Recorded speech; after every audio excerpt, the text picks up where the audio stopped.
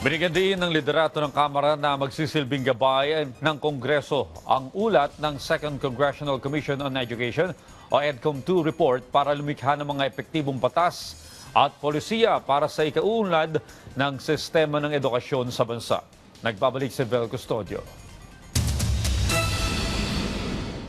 Isinumite na ng Second Congressional Commission on Education on EDCOM-2 ang final report na pinamagatang Turning Point, a decade of necessary reforms sa sesyon sa Kamara kahapon. Layo ng EDCOM-2 final report na ilatag ang pangmatagalang roadmap para sa pagpapatibay ng foundational learning, kalidad ng pagtuturo at education to employment pathways.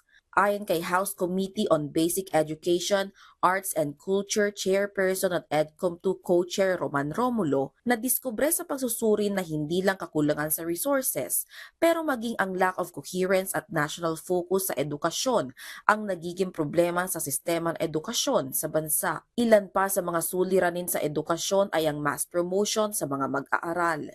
It has evolved into a systematic culture in which learners are knowingly allowed to proceed to higher grade levels despite the absence of mastery of required competencies and clear indicators of unpreparedness. Ani Romulo, hindi ito pagkukulang ng mga guro, kundi sa congested na curriculum na kailangan matutuhan ng mga mag-aaral sa loob ng maikling panahon. Batay sa pagsusuri, ang mga mag-aaral na may initial grade na 60 ay bibigyan ng transmuted grade na 75 na passing rate. Sabi rin sa amin ng isang guro, ayaw naming ipasa dahil minsan alam naming ang bata hindi talaga handa. Pero napipilitan kami dahil kapag binaksak namin, nasasabihan kami na pinahamak namin ang division o ang school. Hindi dapat ganito. Dapat sinisigurado natin na ang bata ay natututo bago pumasa. We are passing students who cannot read, setting them up for failure in high school and beyond. Batay pa sa report ng EDCOM-2, mahigit 60% ng mga guro ay pinagtuturo ng hindi naayon sa kanilang major. Nakakitaan din ng kakulangan sa programs ng tertiary education sa ilang mga probinsya sa bansa, kabilang ang nutrisyon, early childhood care, at functional literacy.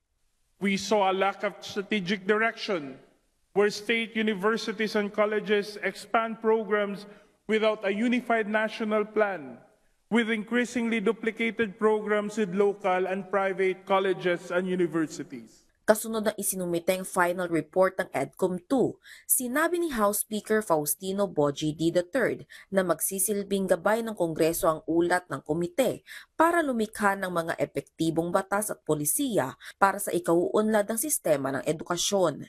It is not enough to study and understand the problems before us. What is more critical is that we act on the recommendations of the EDCOM-2. Tinatanggap ng kapulungan ang ulat na ito ay bilang gabay sa patuloy na paggawa ng mga batas sa masusing oversight at sa matalinong paggastos ng pondo ng bayan para sa tunay na pagkatuto ng bawat batang Pilipino. Vel Custodio para sa Pambansang TV sa Bagong Pilipinas.